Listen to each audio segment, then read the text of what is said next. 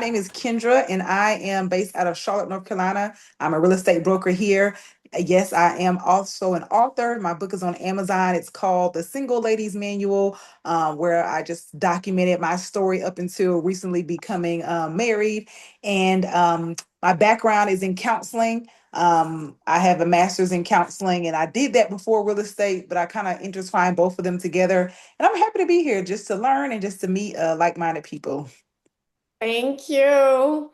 Thank you. Thank you. Sylvie, do you want to go next and introduce yourself to Kendra? Sure. Hi, Kendra. Great to meet you. So, my name is Sylvie Brockman, and I'm a certified holistic nutrition coach, and I focus on helping women.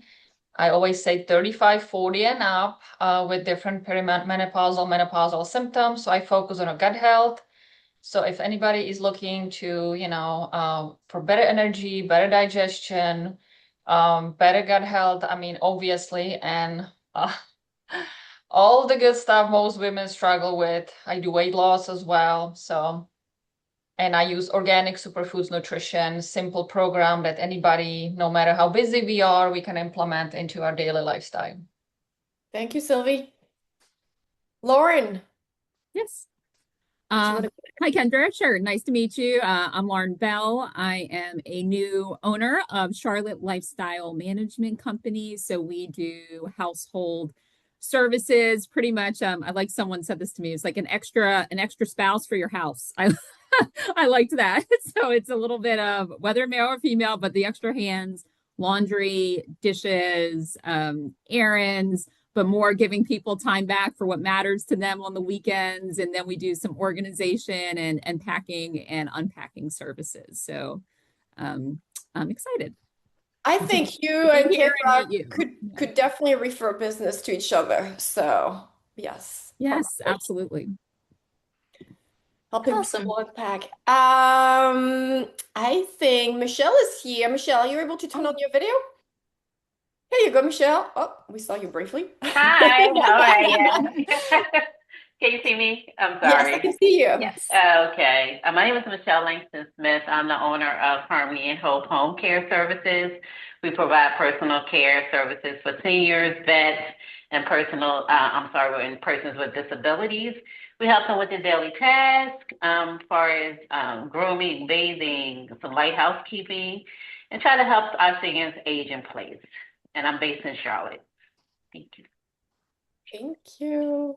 Yeah, all of you ladies are going to be in Charlotte. And Gia, I guess she is not here today, but we'll get this started. Maya Luz, do you want to kick it off? And Yes. maybe Well, my Kendra mhm. knows me, but Kendra doesn't know you, so maybe you can introduce yourself as well.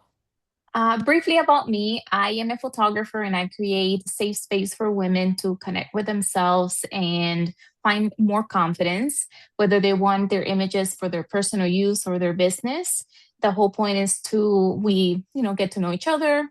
We have a wonderful photo shoot and they walk out feeling better, more confident than ever with beautiful images that they can always go back to as a reminder of their strength and their beauty. Thank you, Maya Luz. Yes. Well, ladies, thank you so much for being here. I hope you got the recording for day one. I know Kendra was not there, right? But if you are able to watch that, you can catch up. And we're going to briefly, I want us first to take a few deep breaths together to make sure that we're here present. Remember, we talked a lot about feeling safe and present in our bodies, and from there, making decisions. So, if you would join me in doing just a few, 2, 3 deep breaths. And the way we're going to do it is we're going to inhale for a count of 4, hold for a count of 2, and exhale for a count of 6. So, 4, 2, 6. Yeah. So, at your own pace, you can do take a deep breath in. 1, 2, 3, 4. You hold. 1, 2, and exhale. 1, 2, 3, 4, 5, 6. Now, breath work is one of the easiest way for us to come to a stillness, to calm down, to reconnect with our bodies, with how we're feeling. So let's do that one more time.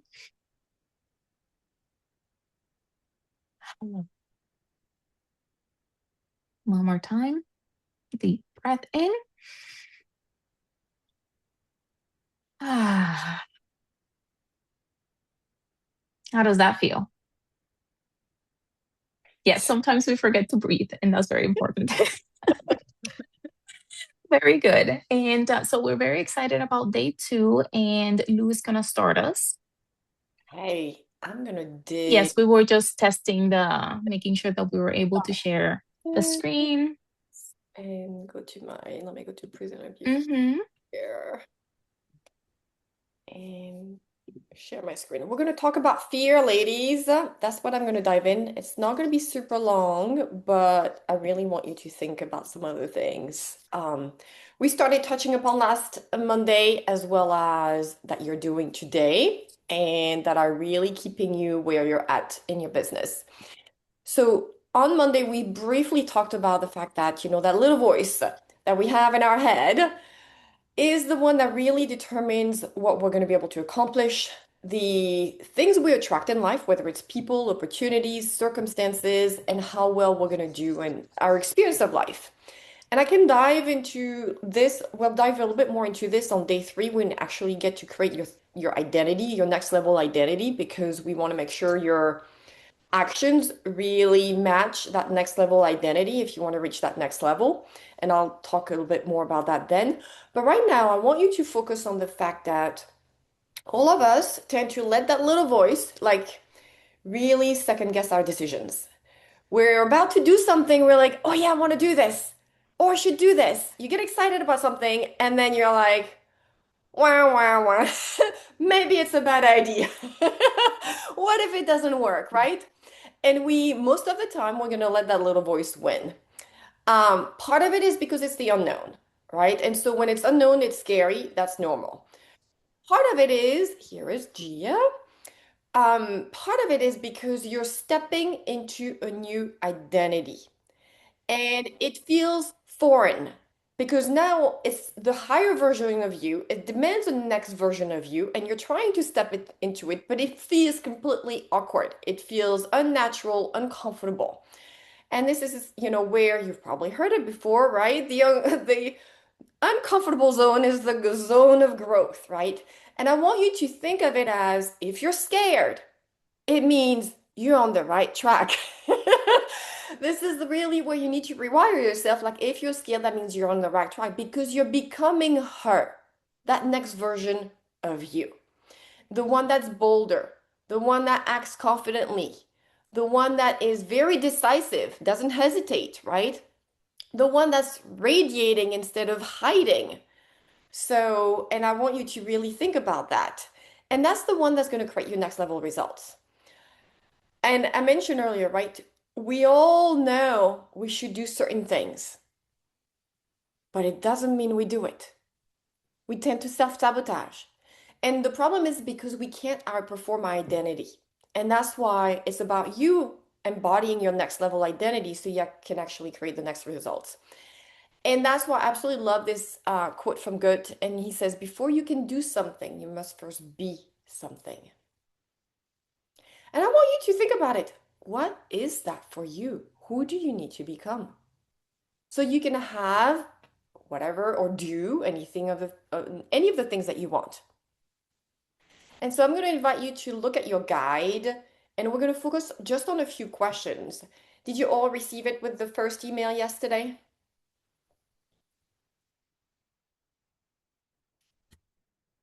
And if you can pull it up, that's really my current season becoming. Oh, I like it, Kendra. That's what we're about. Love it.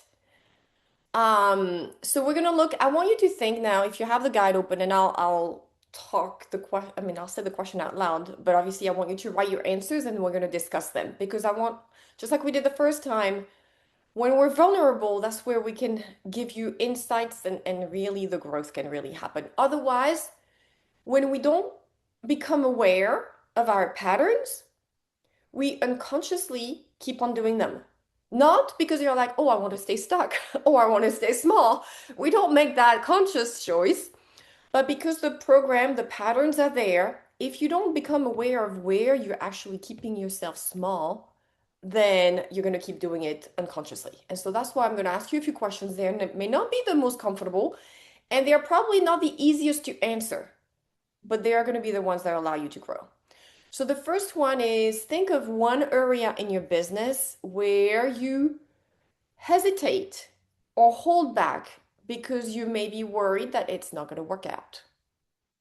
What is one thing you've been thinking about doing or wanting to do, or just like, you know what, I should do that, I'd love to do this, but you haven't moved forward with actually taking action, or maybe just done a first step and then quit because there is some level of hesitation and fear?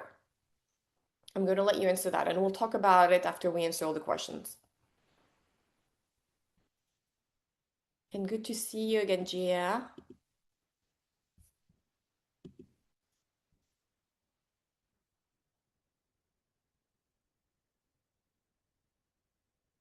It's not always easy because you have to really figure out, where do I do this? And I guarantee you there's at least one spot where you do this. Probably multiple areas, but there's at least one. For some of you, you already know it. It may be flagrant. But for some of you, it may be like, where do I hold myself back?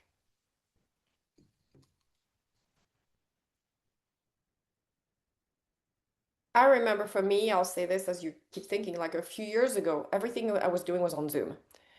And so when it came to doing more work in the community and starting hosting dinners, private dinners, I hesitated because I was like, okay, what is it going to take? How am I going to get a full room of people, right? And I kept procrastinating on it. I know that's something I wanted to do, but I kept procrastinating, right? So I want you to think about where maybe you procrastinate. That's another way to look at it.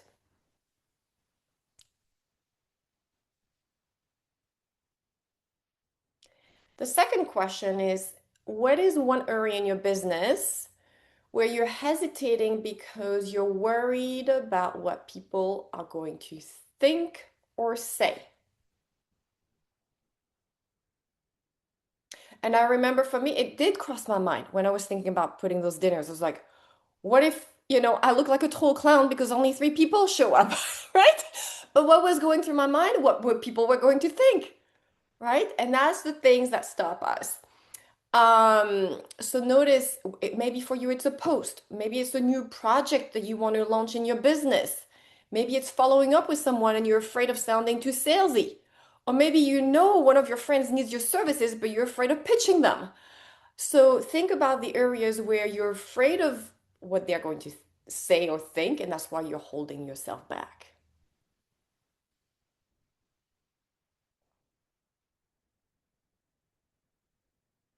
I know pitching my friends was definitely one of those as well.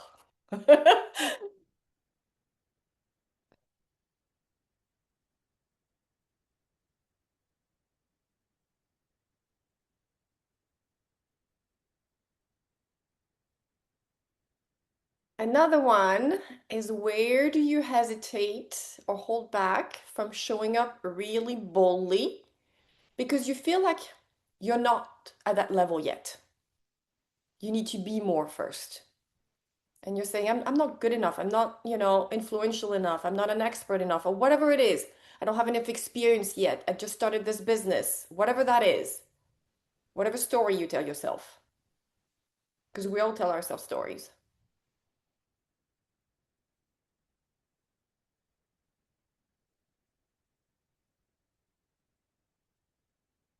And that we're not good enough to do this yet.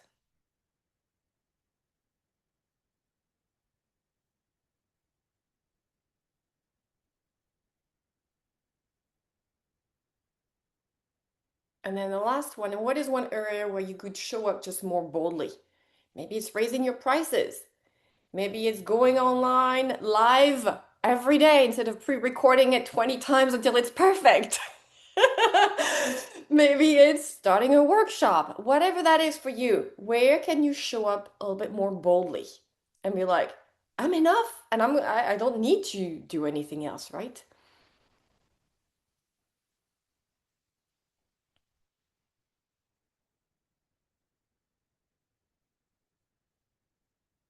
Okay, if you'll have answered everything, let's do some sharing. Gia, welcome, by the way. Is there one question that you want to speak about first? Good afternoon, everyone. So 1 and 2 kind of tie in together for me. Okay. So one of the things for me that I feel like I hesitate on is outreach and exposure. Um, for the longest time, and I realized that I've done this subconsciously. I'm an introvert, and I think I've kind of used that as a crutch Yeah. in terms of, just how I am when it comes to interacting with people. And so for me, outreach has been something that I have definitely delayed on. And I use the fact, oh, I'm still new to Charlotte and I don't really know anyone. And it kind of segues into me posting content and being visible on social media, because one, that introvert title or label starts to come into play, and then two, feeling like I'm being judged by people because, and what we discussed on Monday, feeling like I'm jumping all over the place, going from real estate to funding when they all kind of like merge together. So feeling that judgment. So Okay, I love that. So, are you going to work on releasing the judgment? And it doesn't matter about what people think, right? And it's like, you know what? This is I have a full service, right? And that's why you're going to see an eclectic, but explain it to people. Hey, we do full service, right? Frame it that way so that they are like, oh, that's why she's from here to here to here, right? Because it is full service. Um, and the way you explained it to us made absolute sense. So it's definitely in your head from that perspective. But that gives you the chance of like, you know what? That means I have a false perception of it. People are not confused. I'm the only one that's confused, so go for it. All right. Yeah, I think that you're telling your story over and over again is gonna help you, one, really what's it called? Like just tie it in, like just the more you do it, the more you're perfected, and that story needs to show that the reason why you're doing all this is because you care so much. Because you really, when you started and your main goal was this, but you realized that there was blocks around along the way, and you're like, okay, let me help people get rid of this block, and let me help people get rid of that block, and so as you tell your story, yes, you offer all this, but the reason why you offer all this is because you want the final result, and you realize that they needed all that extra support, right?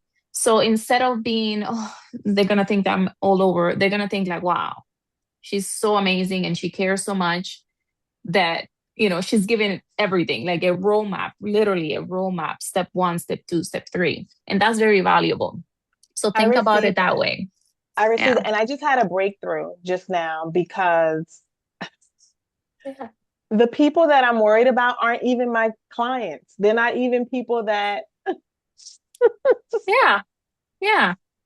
they're not even people that I desire to work with. They're just spectators that's observing. So That's a And guess great what? awareness. That is a That's great great. awareness. And guess what? You're going to inspire some of the spectators to be like, huh, if she can do XYZ, so can I. Right? thank you. You're a powerhouse, girl. Yeah. Thank you. That's fantastic, Gia. I fully agree with what Mayelu said, but also it's going to tie in into something else I will share. Like one of the questions I was going to share on the next slide is a lot of the time we stop ourselves because we're afraid of people's opinions, but they are usually not, they have no bearing even on our business. They may be family, friends, whoever, but they're not running our business. There's only one opinion that matters. Whose is it? Whose is it, ladies? What is the only opinion? Yes, Sylvie. Ours. There's only one opinion that matters. It's ours. If you believe in what you do, if you're proud of what you do, if you're like, you know what, this is to help people, there's always going to be naysayers. So, yeah, I love it. Okay, who else wants to go next? Sure, I'll go. Lauren. I'll speak to more of hesitating on where I hesitate showing up boldly.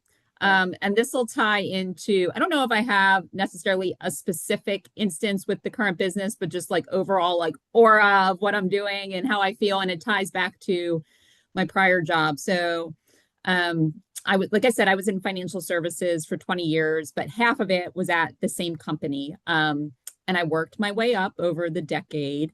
And they were not like naturally organic promotions. It was me seeing an opportunity, applying, going through the interview process. And, some jobs I was given the offer and some of them I was not, and they passed on me and I kept moving on in the role I was in. The last role that I achieved there was a managing director in investment operations, very much out of my realm. I had never worked on a trading floor or with people processing trades, and I worked for a woman. The woman was great, but we were at very different stages in our lives. She was also in her 40s, but she had already had grandchildren.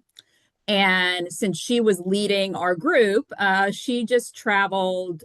We had lots of different locations. So essentially, she lived at a hotel full time, and she worked all hours. So a lot of my work was coming in at like 1 o'clock in the morning, and I have the kids. And so in that role for 3 years, I always felt like I was never good enough to hold the managing director title. So when I would go into rooms, so I'm 42 now, but when I got that role, this is 5 years ago, there weren't many people in their 30s at a managing director level. So between that fact and then how she made me feel, because I did not eat, sleep, and breathe it all the time, I didn't really feel like I deserved to be there. So while I wasn't quiet, like I spoke in meetings and things, like I tend to be, relatively extroverted.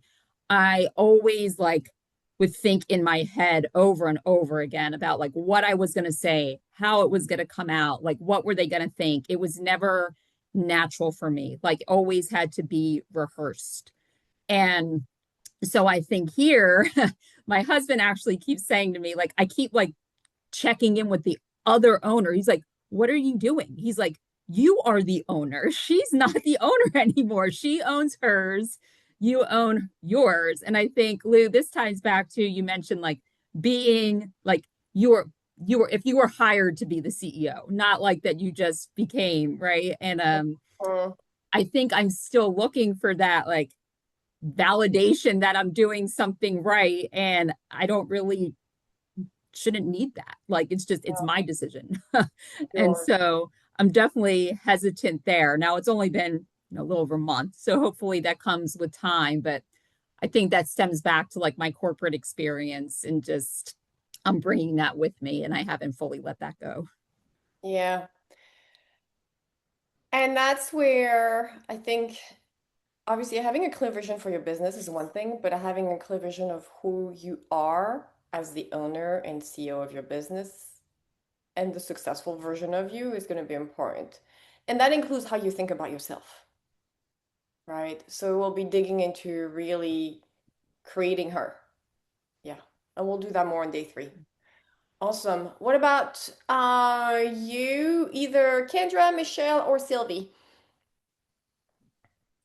I'll go. I know that for me, I'm really trying to battle perfectionism. And it wasn't until recently where I really figured out where it stemmed from. Like my parents were they ran a strict program growing up, especially like my mom. She's like, you can't get a C. A C is borderline failure. You need to be an A+ student. You don't need to talk to people about their first name. Everybody needs to be yes, ma'am, no, ma'am. You need to make sure that you leave the house, no bonnet, no bathrobe, no workout outfit. You need to be dressed up. You need to have your hair curled, have your everything ironed. And so I kind of live life very much with a high bar. A lot of people even ask me now, like, Kendra, why in the world do you have a PhD and you're in real estate? I've just always just kept setting bars and just kept like being the what I felt like the perfect person with everything, even with my clients, like their emails, their house alerts, their showings, their inspections, everything needs to be tip top shape, grand spanking. I don't need to make a mistake when I'm helping them buy or sell. Like, I never need to make a mistake in life. And that has really been exhausting. It's kind of I was like, gonna you're say not a that's a lot robot. of pressure. Yes. Yeah. And so I'm really trying to shave that without, because I think you still have to operate in a spirit of excellence, in my opinion, in life. But I don't think you need to be perfect. I think perfection and excellence is two different things. So I'm trying to dethrone that perfectionist without losing what I feel like is still like me, if that makes sense. I really like that, Kendra. Yes, and I agree with you. I pursue excellent, not perfectionism. And at first it's being okay with being not perfect. It starts there, right? Before you can actually just focus on excellence. You have to have standards. At the same time, there's some things that you have to let go. And I know for me, and we talked about this a little bit on day one, even with videos, right? At the beginning, I would re-record them because there was always, I could not stand, like, I was like, I messed up here, I sound awkward here, I look fun, my hair looks funny here, right? And you're like, okay, this is exhausting. And to the point where I realized, first of all, what matters? For some things, having it really perfect, like especially when it comes to paperwork on your end, Kendra, yeah, those things are gonna matter, right? For other things like social media, people actually prefer the human aspect. If you mess up a little bit, if you're not so perfect, because they can relate to you better. So it's allowing yourself to be more you when it's okay to not be so perfect and then focus on, yes, I'm gonna have my I's dotted, my T's crossed on other things because those things matter. So our I think the biggest challenge will be just to be comfortable not being perfect and trying to do a few things that are not less than perfect and a little bit messier. And once you practice that, it will be a lot easier to then move into just focusing on excellence and not put that pressure on yourself. Mayelus, do you want to add anything, or Sylvie, you want to add? Yeah, I think what just kind of, as you are talking, what kind of hit me, I think I'm past that stage where I cared about what people think of me. I'm past that, right?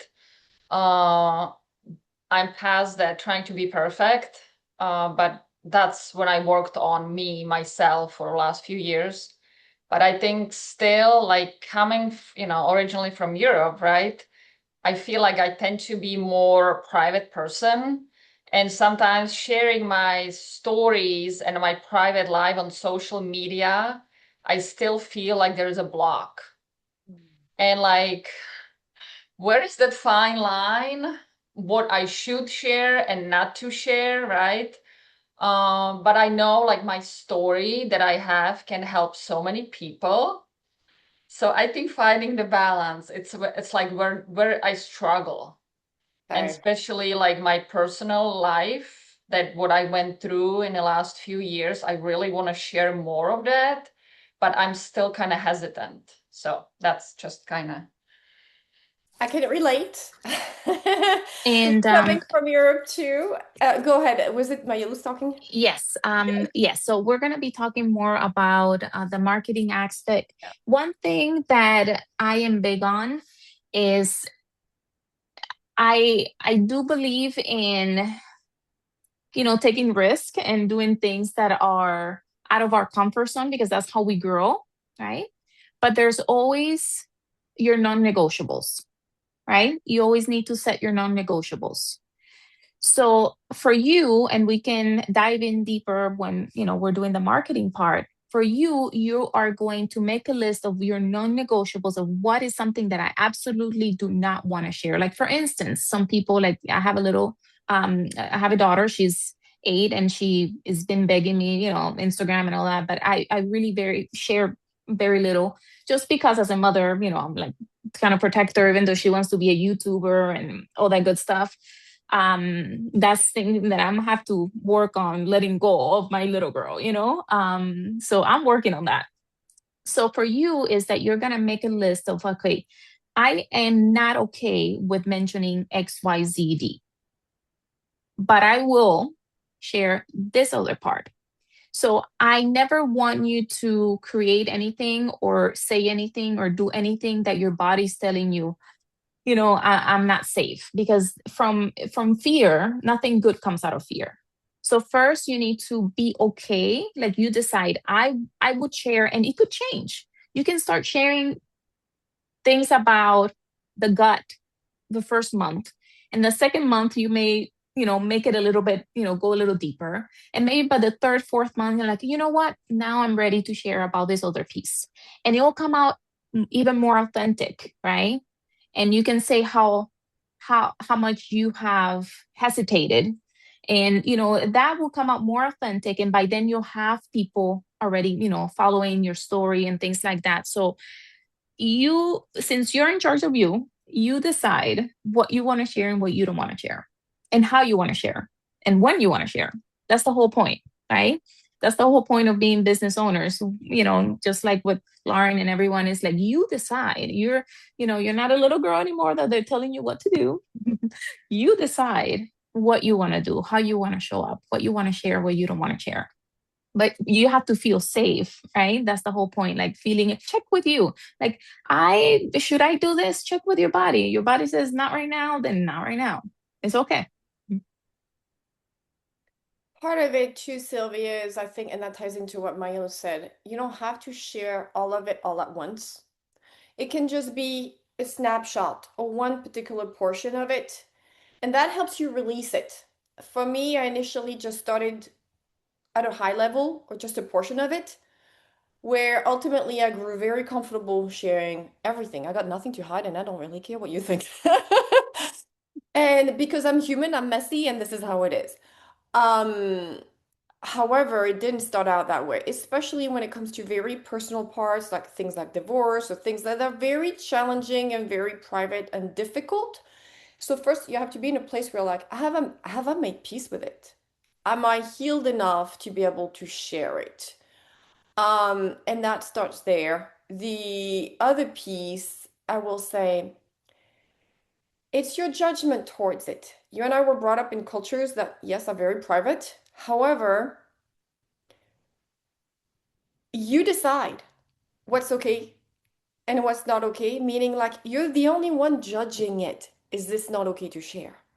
And you can choose at any point in time to decide, yeah, all of it is okay because it can help somebody. And realize that there's not like what people are going to think, they're going to think. Most people don't even pay attention anyway. If anything, they're going to love you more. It's like, oh my gosh, didn't know you went through this.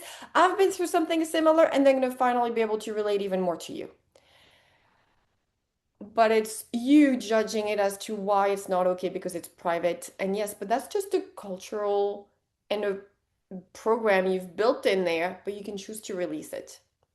For me, it was releasing it parts by parts that helped. And then to the point where like, oh, yeah, I'm open to sharing all of it. Some of it is not pretty, but that's okay. Okay. Next thing, oh wait, Michelle. We didn't hear from Michelle. Michelle, what is one of those questions that spoke to you? I'm sorry, I'm kind of working at the same time. I apologize. Okay. Had some call outs that I had to address. Let me look. If we want to go back to, I think it was question number 2. Is that what you want me to do? Yep, because of what people think. Okay. Yeah, I think I struggle with being bold when I show up. So I kind of shrink myself in a room, and mostly dealing with conversations regarding sales and selling my business. And I always said I'm not a salesperson, even when I was selling real estate. Well, real estate to me, it was either you love it or you don't. So I never felt like I was selling the house. You understand what I mean? It was You walk in, you love it, or you don't, unless it was something, if you were buying an investment or something like that.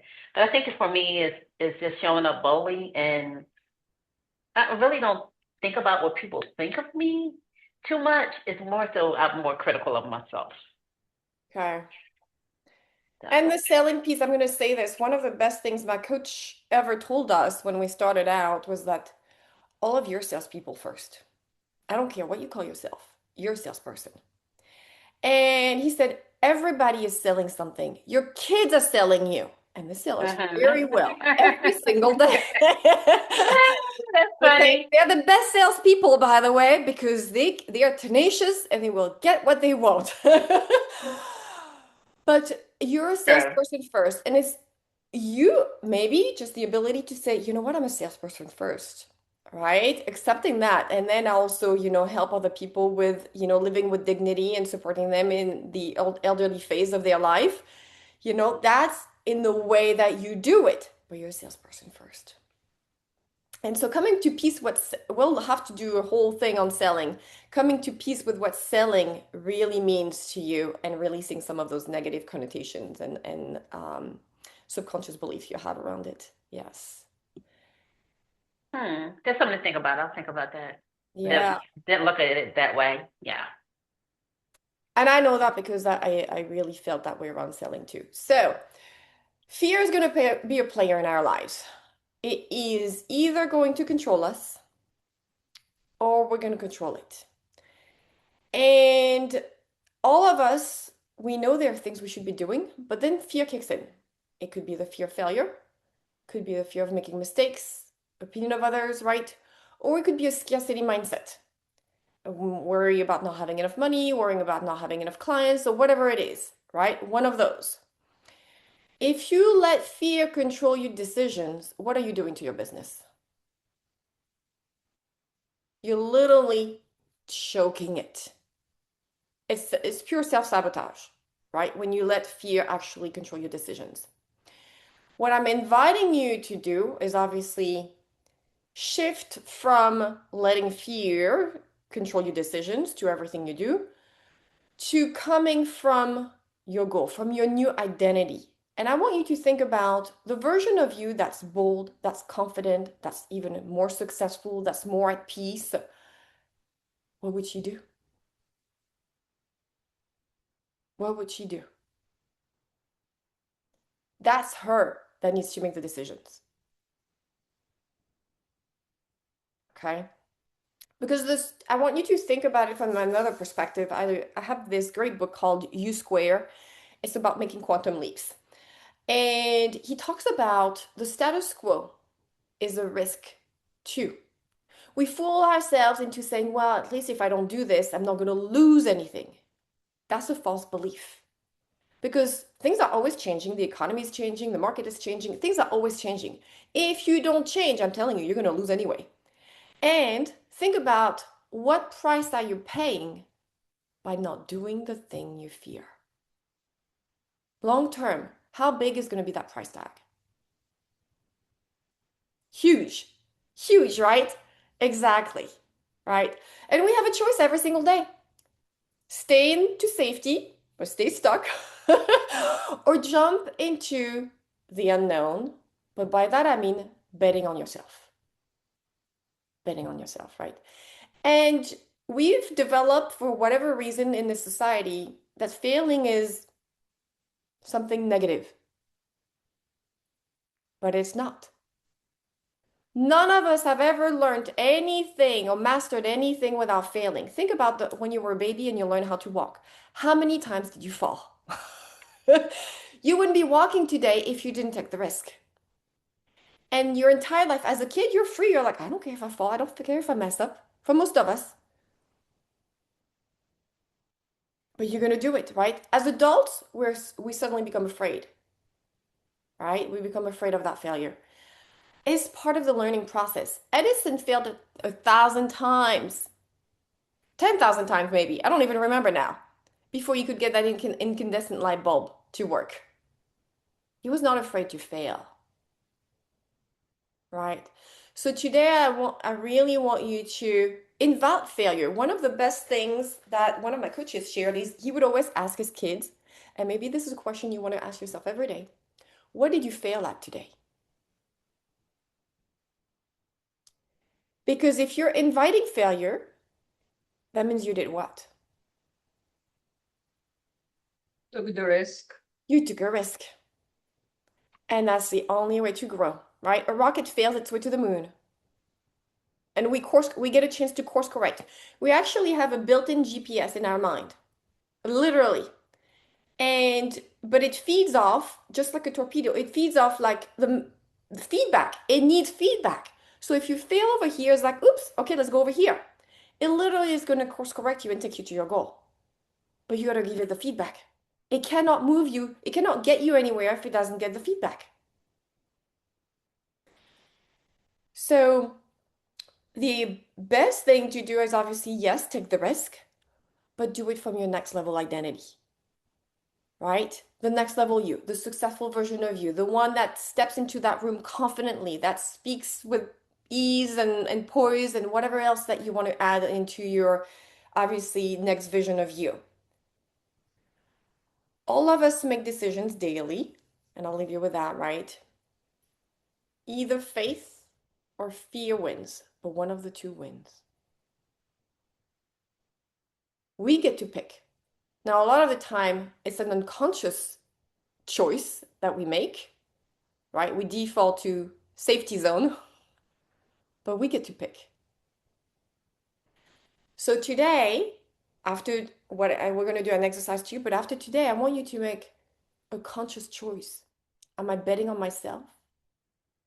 Or am I letting fear win today? There is, and I have to find the author, but she has one of those quotes that engraved into my mind, and it was, act as though it was impossible to fail. If you knew it was impossible to fail, what is it that you would do right now? If you knew it was impossible to fail, what would you do right now? Does anything come to mind?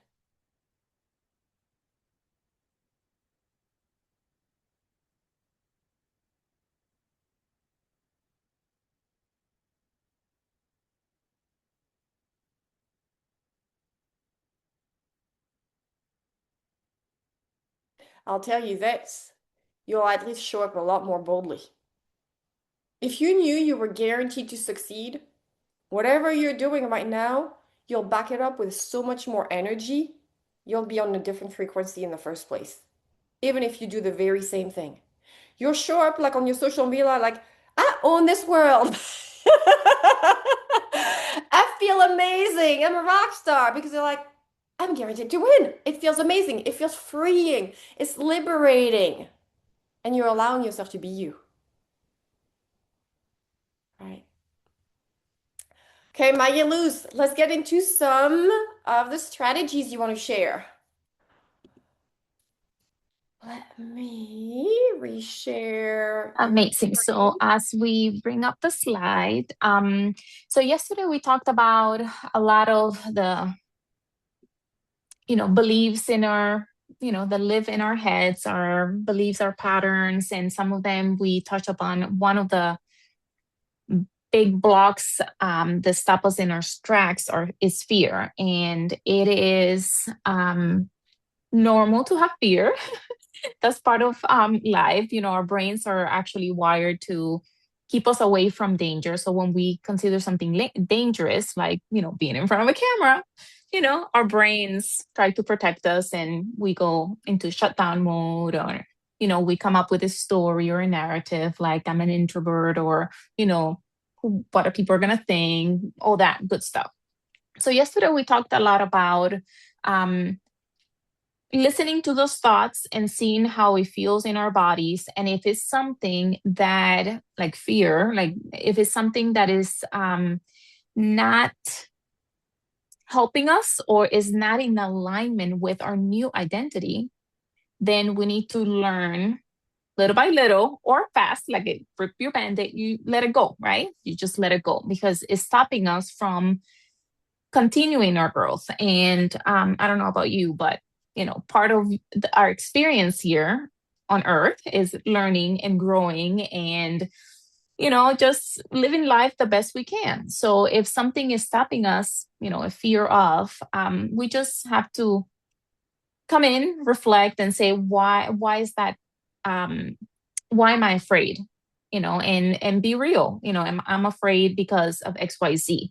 And then you ask yourself, like Lou was saying, is that in alignment or in congruency with with your new identity? That's very important. So we're going to be talking about today more about the marketing part because fears stop us from not only showing ourselves in social media, but going to networking. Fears stop us from asking for that sale or having that sales conversation. Fear stops us from saying yes to projects that we may want to work on or collaborations. If I would have listened to my fear, like the little voice in my head, I wouldn't be here with you and Lou right now, right? So I've learned to, recognize it and then say, well, that was the old me. The old me would have been afraid or would have thought that, I was not good enough, or who do you think you are? Imposter syndrome. But now my new identity recognizes that and says, that was my old identity. Thank you very much. Let's keep going, right? And then so we are, if you don't mind helping me with the slide, the next one.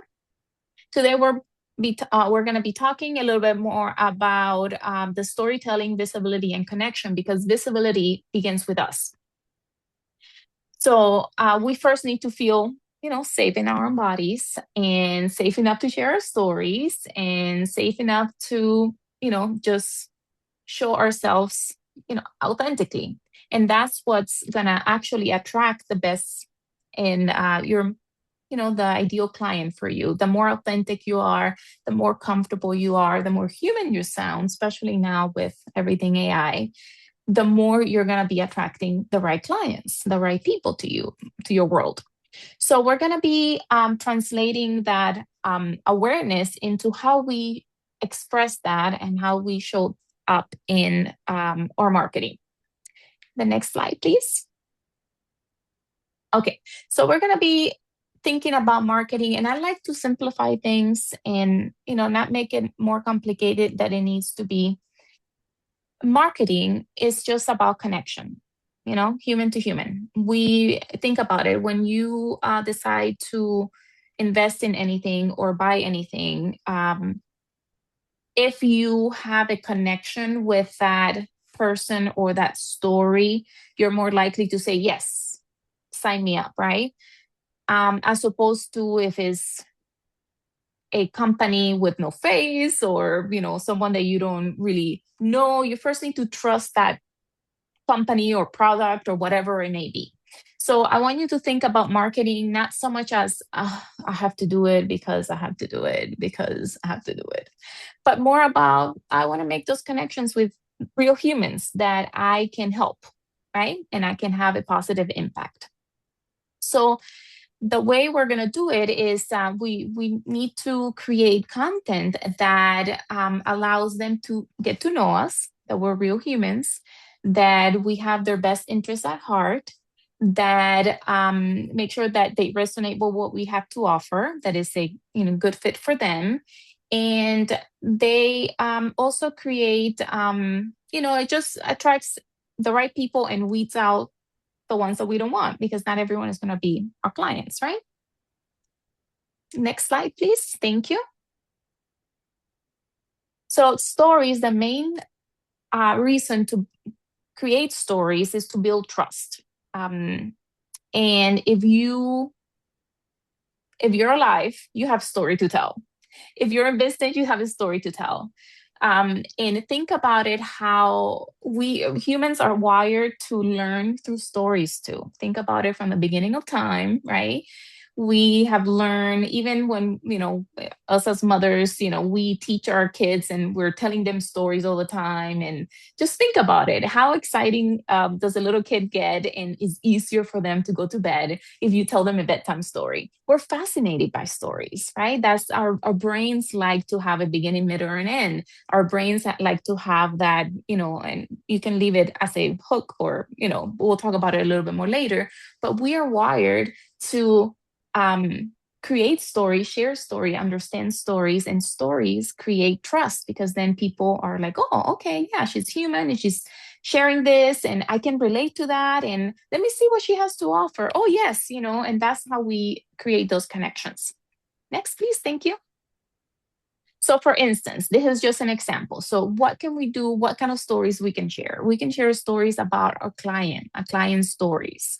It could be anything from the process that you walk them through. It could be anything from a testimonial, and not just like, oh, she was great and I recommend her. No, let's dig a little deeper, and you can ask your clients specific questions, right? Depending on what you want to get out of them, so that your stories or your client testimonials are very rich, not just like, oh, she was great, I recommend her, but why was she great, right?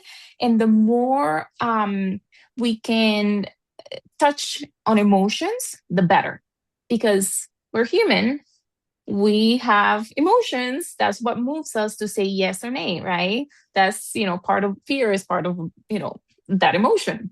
So if we are able to get those beautiful testimonials and you can guide them, and that's sometimes we may not want to ask for the testimonial because, oh, we don't want to bother them, or and not that you may want a testimonial from everyone, but let's say that you did have a great, relationship with your client and you delivered and they're very happy, then ask for it. Why not, right? And you can ask for it whatever way is comfortable for them, whether they want to write it or make it easy for them, whether they want to you have a little QR code for your Google Drive, your Google profile, business profile, that they can scan and give you a testimonial right there and then, or make it easy. Sometimes I just have the recorder, like the voice recorder, and say, do you mind giving me a testimonial? And even if they're not okay with me using the voice, I can transcribe it, but at least I have it, right? Make it easy for them. If they're comfortable being on camera, you can just hold the phone and, we have an amazing everything in these phones. We run all our lives through the phone. So think about ways how that you can incorporate stories, your own wins and challenges as a business owner, behind the scenes of what you do. People love to see, it's kind of like being a fly on the wall. Like people love to see, hey, how did this get done? Or how did that happen? So I invite you to, and I know that sometimes we feel like, oh my God, I have no idea what to post, right? Just take a moment, right? And think about, if you are in business, even if you just have one client, if you're in business, you have a story to tell, right? Even if you're just starting, you can start by telling the story of how you're starting, and people get to know you. And for instance, there was I don't remember the names now, but there was a couple college kids who created an app. The app was to help people, I don't know, like shop, something about clothing and shopping, right? So they started from the beginning documenting their stories of how they're starting and why they're starting and their struggles, and like, oh, like I have, to study for a test, but I'm also doing here, we're doing this app and blah, blah, blah. Well, that app blew up, right? Because people followed their stories from the beginning and got to know them and to trust them, and they could relate, and they're like, oh my God, once the app was out, there you go, that's all the marketing you need, right? So think about marketing as you just want to make connections with the right people, right? If you think about your ideal client, what will your ideal client want to know about your process, about who you are, about your product or service? Think about that. And a lot of ideas will come to mind, and then you'll find the right method and platform to use. But start with the human stories, the connections, what is going to make that connection from human to human. Next, please. Thank you. So I want to offer because again, I want to make it very simple because I want us actually to implement it. I know that sometimes we may get a beautiful framework, but if it's a little complicated or is more than 1, 2, 3 steps, then we just don't do it. So this is like a very simple framework that I would invite you to start using and see how you like it. You're going to tell a story. I want you to, from now on, whatever piece of marketing you put out there, or even when you're meeting people in person, networking, anything, I want you to lead with stories. And that's going to take you a few, like whenever you can, once a day, once a week for an hour, just sit there and think about all the stories that you have that are pertinent to your business or what you do. So you have like a bank of stories and you know which ones to use depending on the situation. So whenever you're creating your marketing pieces, think about it as a story. For instance, at the beginning, when I first started with a photography business, something simple as just a picture that a beautiful picture that I created. Yeah, but that doesn't say much, right? So how about if instead of just the picture, I have the picture and maybe I have some behind the scenes and maybe I tell a little story about maybe how I met that client, maybe how that client benefited from that service. Maybe we talk a little bit about, let's say that it was a client that she has gone through a lot in the past few years, and this was a celebration, something that she really did for herself, and it was a celebration of her life, her journey. That makes that human connection, and it's not just a pretty picture. It's not another photo shoot. It's actually, this was something big for her, and we get to witness it, right? And then we're like, tell me more, right? Think about TV, the shows that you like. Why do you like them? They tell you a story. They hook you. They keep you in suspense. So think about that. And on the last next time we meet, we're gonna be talking a little bit more about how we can create kind of like a sequence of marketing pieces that would keep people interested and still, like come back for more type of thing. But for now, let's start with just one. Remember the story that, the homework that we gave, that it was to come up with 1 to 3 stories from your business, whether it was a client story or whether it was something you learned. Now, from the 1 to 3, from the ones that you picked, I want you to, and we're going to do a couple of drafts, right? I want you to pick one of them and think about the before, the shift or the transformation, and then the after. And for now, you can just do bullet points. Before this, shift that, after that. Okay, so take a few minutes to do that. Any questions, let me know.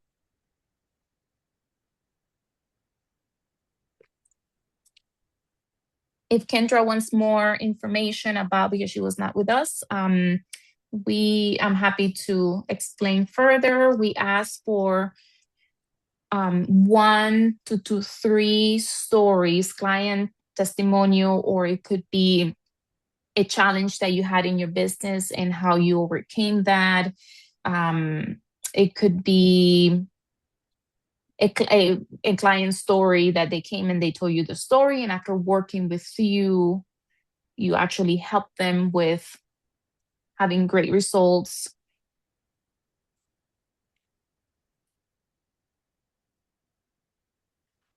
You're welcome.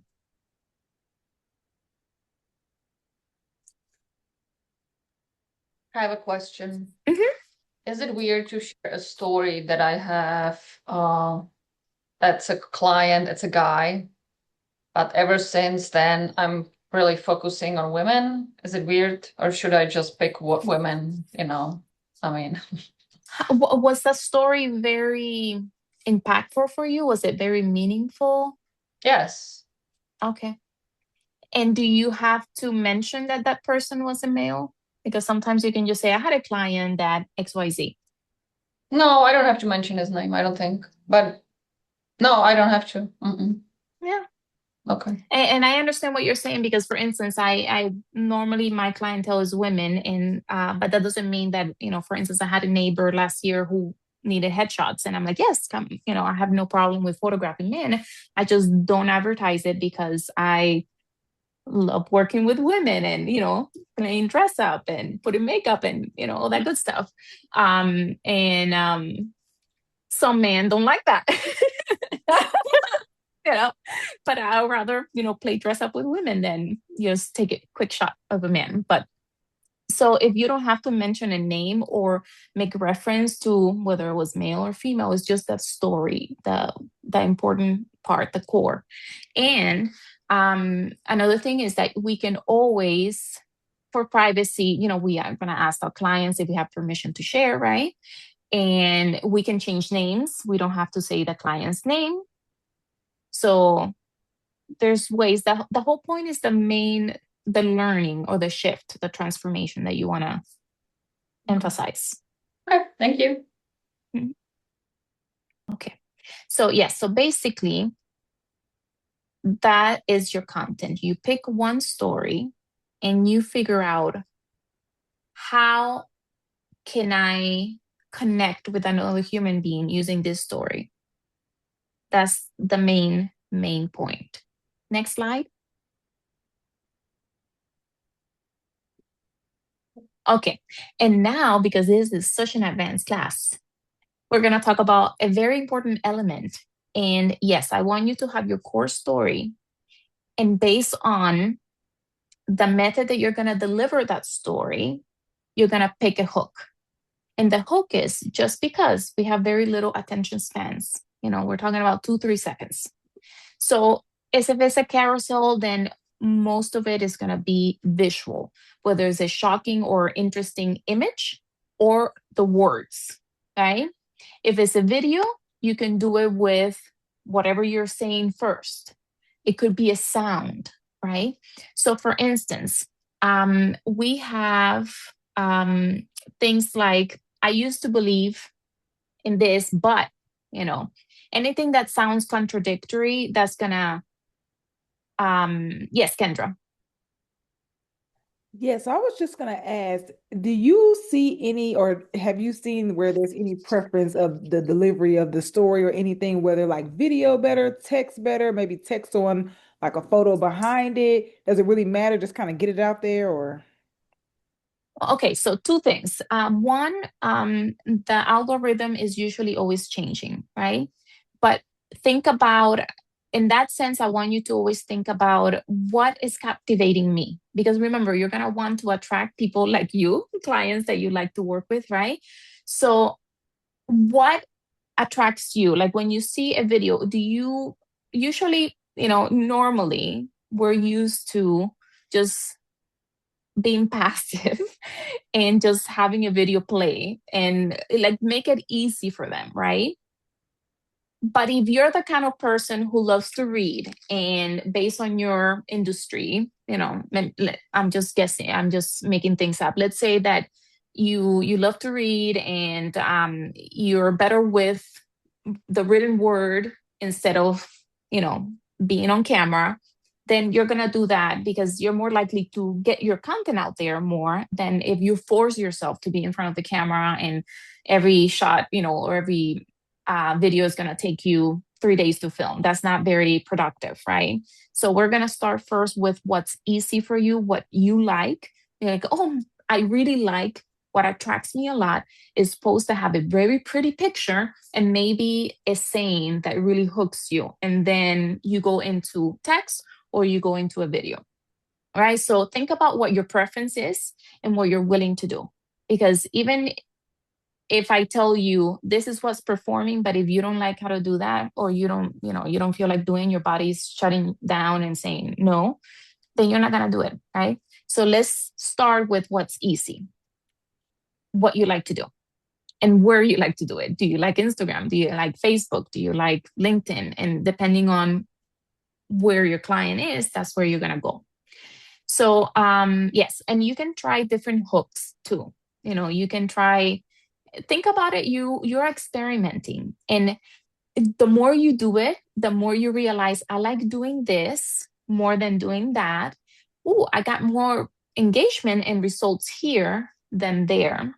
And also think about what the purpose is. Are you there to educate? Then you're going to want to create content that they can share, right? And you can say, like and share, send it to someone who might be interested, who may be useful. Do you want more engagement? Then you're going to want something that asks a question, right? Or if you want to grow your followers, then you may want something a little bit more catchy and more general because you want a lot of people and not just specific people. So it depends on the goal you have and what you like and are willing to do. Questions? Very good. Now, if anyone would like to share briefly the story, and we can play around with this, we don't have to be perfect. These are drafts. Anyone has an interesting hook, or maybe we can help you come up with an interesting hook based on your story. Who wants to go?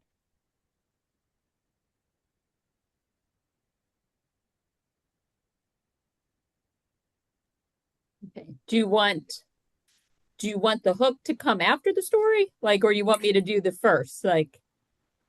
The hook should always be first, but if you're right? not certain of your hook, we can tweak it. Okay, so I have one, but I will say this is more not client based, simply because I haven't seen over the months so many transformations that have stuck with me right as I'm getting to see everyone. So this is more about myself, but I applied all the aspects. Yes. If that's okay. Okay. So I'm going to look at my paper there a little bit. I used to believe that salary was tied to my self-worth. But something changed when I continued to be unhappy in a very high-paying career. I was realizing that it was more important for me to actually enjoy what I'm doing. And I took the risk, which was my shift in my mental approach to it's all about money. And I think that also stems from I love my mother, but my mother was she's very stagnant in her career, and she lived paycheck to paycheck, single parent for a good part of my life. And I didn't want to be in that situation. Not that I didn't want to be my mother, but I didn't want to be in that situation. But then I realized I had learned so many things along the way from her and those lessons that it didn't matter if I was making a little money or a lot of money, that I would be successful. And from that, I took the risk on myself to open the business. And now that I am making less money right now, maybe it won't always be like that. I am far more happy in the past year and a half from my LLC to owning this venture than I was in my corporate career, probably ever. So. Wow, I got chills. That's amazing. And how does it feel? Exciting. Oh yes. And yeah. I'm apprehensive some days, right? But overall, I'm just much more happy, even though it's a lot of work in different hours. It's actually a relief. I had anxiety before. I still have anxieties today, but they're different anxieties, and they're anxieties that I can handle. And knowing, since we know each other from before, yes. I can guarantee, knowing what I know about you, well, you're already successful. That's number one. I can guarantee that business is going to bloom. I just know it. I just know it. So keep, doing what you're doing. Don't second guess yourself. You are the owner. You are the owner now. Yeah. And I trust that when decision comes, as long as you quiet everyone else and you'll make the right decision. And if we have a little, stumble, it's okay. It's a learning lesson, right? Yes.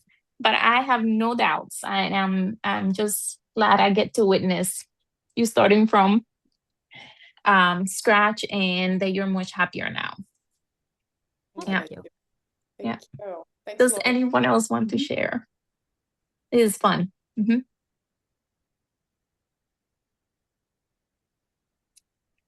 this is your chance to show us your draft before you do the next step. I want to share, but I don't have it Okay. written down yet. It's okay. A client once told me how nervous and scared he was to jump into my program. Mm. But after the first 2 days, that's what he wrote. That I had this message written here. He could feel the changes in his body, his mind, and attitude. And he discovered, or she, I don't have to mention who that is, the program is so very easy to follow, and I have a great support through, and he mentioned my name and how encouraging I was, and I helped him along the way. So it's just like a longer message, but I think I can. Beautiful. And as you share that, if you can touch on one or two specific things that change in him, right? Because we want to remember, and when we're asking for testimonials, the more specific we are, the better. Because again, and then we can do this nicely, not like, I want you to answer this long questions for me to give me a good testimonial. We can say, and I normally go, thank you so much. And if you are so kind as to give me a beautiful testimonial, and here are some questions that could guide you in case that you want help, have an idea of what to write about. The whole point is to use that story to yes, get more clients, but ultimately to use that story to tell others the results that they got, the transformation that they received, the great service you gave, right? And so just saying she was great, hired her, that's not enough. How did that what happened, right? Yes, Think he about talks you. about the weight loss. He talks about no cravings. Yeah. And how he never liked eat vegetables, and now he loves it. And his taste buds completely changed, and he starts craving the goodness now, not the junk. So beautiful. And you can even break that into more than one post or more than one story. Anyone else before we move on?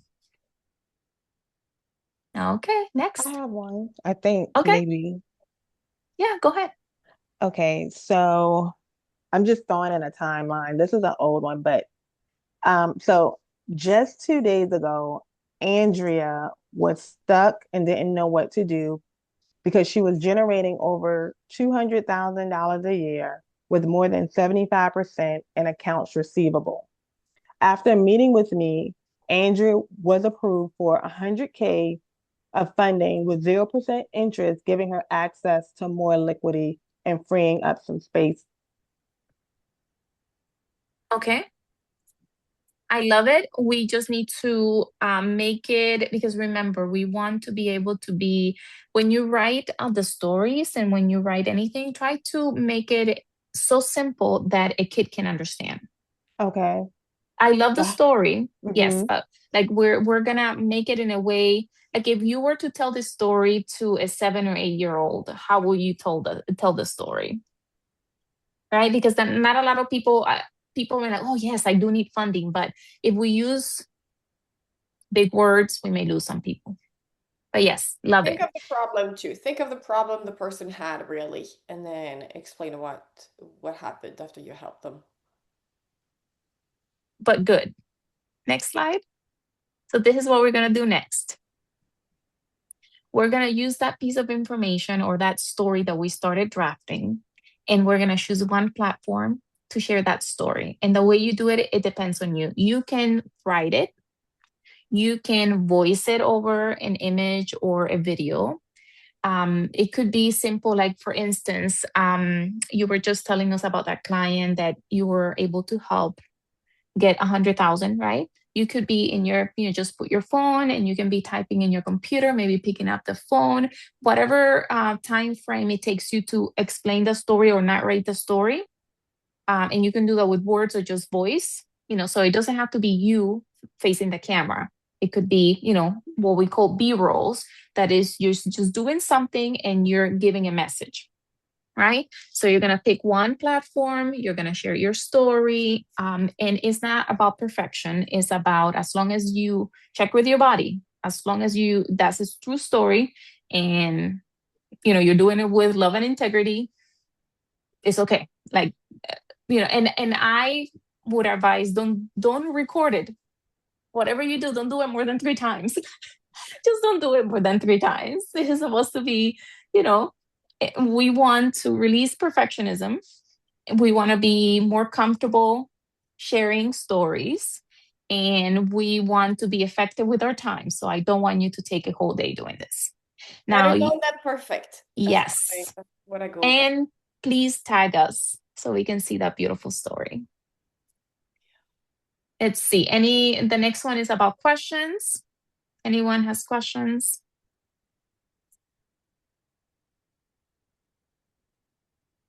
I want to go back to Kendra's question and share my personal story when it comes to social media, Kendra, to kind of add on to what you shared, Maya Luz. So when I started my business, Kendra, I don't think I had the best relationship with social media.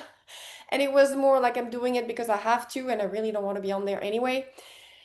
And I can tell you this, I was getting nothing. So I was trying all kinds of things, right? Whether it's videos, posts, whatever. It was doing nothing. The moment I changed I would call it either mindset, attitude, belief, whatever you want to word it as, literally overnight, then people started responding, DMing me. It changed everything. So a lot of it, when you ask the question, what works better? Yes, the algorithm is one piece, but your belief is stronger than the actual algorithm. It will have a better effect. Also, personally, but again, that's my personal experience and it feeds into my belief. Pictures work better for me on Facebook. On LinkedIn, Reels do better. Don't ask me. That's for me. Now, most people would say on LinkedIn, mostly I look at pictures and text, right? It's mostly professional. So that's why there's no perfect recipe per se, as much as what is your belief? What do you love? Because your energy behind the work is really 90% of it. The other 10% is, yes, the algorithm, what's trendy, and all of this. And the platform, obviously, like if you're on Instagram or TikTok, those are going to be more oriented towards other things. So choose a platform you love and choose to do it in the way you love. Put that energy behind it. And I will say one of my mentors, and they're in the way above 7 figures, multi 7 figures, and they spend a ton of money on Facebook ads. And they did testing, a lot of testing, like $30,000 type of testing a month, right? And they would have the same picture of the same coach, just different text. But again, the text is about storytelling.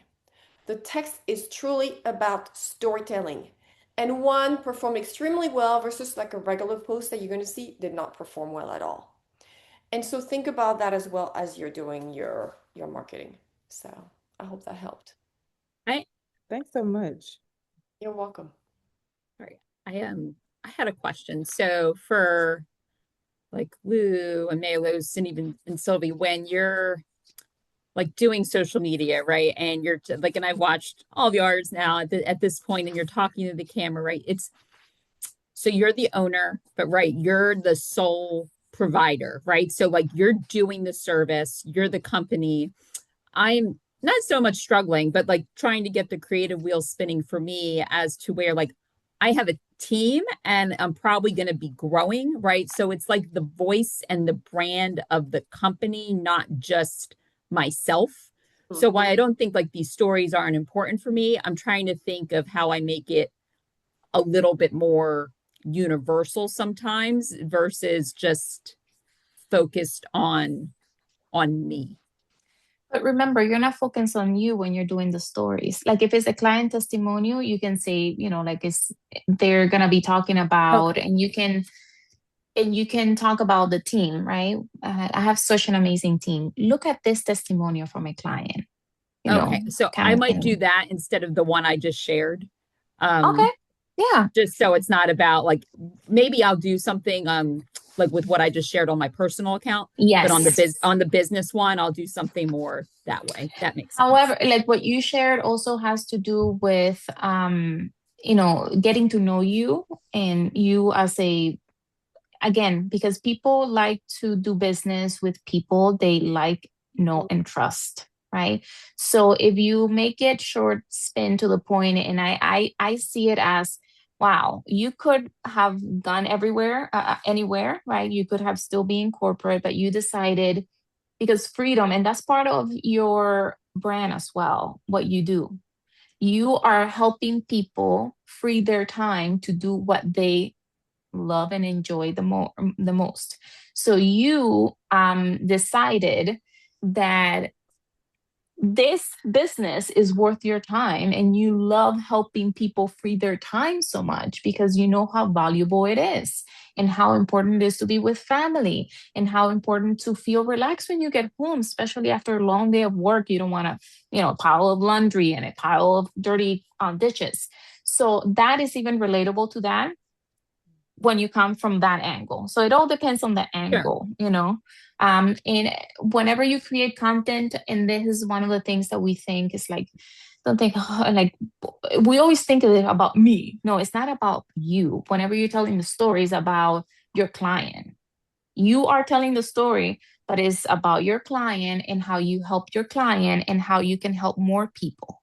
So, like it's just a little different switch that makes a big difference. And again, if one day, and this is homework and you can do it today or tomorrow, even on Friday before we meet, whenever you are going to create content, intention and how you feel is going to make a big difference, like Lou was saying. If you are not feeling it that day, don't force yourself. Make it easy on you, right? If Mondays are, the best day because you rested the entire weekend and you wake up energized and you're like, you know what, today is going to be the day where I'm going to create my content and I feel good, and you can give yourself a pep talk in front of the mirror. You can do a little dance, just move your body, release all that energy and come in with that, intention. What do you want? Okay, today I want to reach this people because I know that I have something that is going to help them. We all, we are like, we emit and we receive whatever we are sending out, we normally get, right? That's why when I first heard Lou talk, I was like, I like that frequency. I need to talk to her. I need to, I need to know her. And the same thing with your ideal clients. They hear you, they see your energy, they see how honest you are, they see what you value, Lauren. Family is important to you, having the peace of mind, being able to be organized and not have to worry, like, I don't know about you, but even sometimes it happens like it's in the middle, it's late at night, it's like 10 o'clock and I should be in bed. But if I have a sink full of dirty dishes, you better believe that unless I am, like dead tired, like, unless it had been one hell of a day, I'm going to move those dishes to the dishwasher because I just, my husband doesn't understand. But for me, I understand. It's like, so, yeah. When you talk about what you do with so much passion, then you emit that and you attract the right people and like, yes, I don't want dirty dishes. I need her, So that's what you're going to be leading with. And even though you're going to have a team, Lauren, I want to say this. I want you to think you're the busy mom. I want you to put yourself back into your corporate job. If you're scrolling on whatever social media, what do you look at? Not ads. You're looking for people, real people. That's where you stop. If you see like it's a regular branded ad website, whatever, move. You scroll right through. People are like naturally attracted to human connection and faces. Also, I did, because I was trying to also work on my social media. I did a training from a local guy in Charlotte, and he helps companies who are very much more traditional and just like really post very branded stuff, very, very just normal business posts. And what he has done with them, which has actually doubled their business, is actually flip it around and say, no, let me film your employees working. because now he's Mhm. giving a human Mhm. side to the business, and it creates trust, and people want to work with them. And that's what she's trying to convey, no matter how big of a team Yeah. you're going to have. Yeah. One thing that just came to mind, because I'm very visual. Imagine having you know you have your team, and if you can record them doing the work, but imagine having something like our team members, or our, whatever you call them, our team, or we don't have just have, what do you call them? We don't have house cleaners. What do you call your, Your Oh, assistants, the your helpers. personal assistants okay, or we're household not, assistants. yeah, like I had the picture of, like, we're not just your regular personal assistant, we're magicians. You see that pile of laundry? Gone, and then gone. You see Yeah. that stack of dirty dishes? Gone, and then you see the before and after. Whatever, little things like that that are gonna be very visual and very, the least amount of words. It's just one picture, like the before and after, gone. You see this? Gone. You see that? Gone. You do 3 in a row, and people are like, oh, yeah, I want that gone. And always a call to action at the end. How they can get in contact with you and, book you, make it easy for them. Yeah. Fun. Anyone else has a question? Questions? No? And we know our homework. We're going to create that one piece of content or that one story. You pick one platform, and you're going to tag us if you can. And we're going to continue this not tomorrow, on Friday. We're going to do more. Mhm. Perfect. Yeah, if questions come up later, let us know. Feel free to reach out if you get stuck. We're here to help. And then we'll pick up on Friday. But Yes. yeah, really remember your energy behind it is what's going to give you most of the results. 90% of it is your energy and your beliefs behind it. So have fun doing it, love doing it. Envision is going to work, because if you're already envisioning, I'm not going to get anything, well, you're not going to get anything. So your expectations actually, ultimately create your results as well. So yeah. Yeah. And have fun with it. Have fun with it. Again, it doesn't have to be, "Ugh, I have to do it." Like, yes, I get to create something that is going to help someone. But no matter what, I'm a big believer in storytelling. That's why there has been so much work done on the marketing side. Now you want to make the customer the hero, right? That's the piece where you want to make them the hero. You're just the guide. It's not about you. Like Marilu said, it's about them. And that's very important not to forget that. But storytelling is what actually people read. Even look at you when you scroll on anything. If you scroll on Facebook at all, what do you read? The only things you read is people's stories. When something happened to them, like this is when you stop and you actually read people's stories. Something happened to them, something good, bad, whatever it is. That's when you read. So Yeah. Don't forget your hook, because that's how you're going to get them from the beginning. Yeah. all right, beautiful ladies. Thank you. If you have any Thank questions you right so now, much. we will see you on Friday.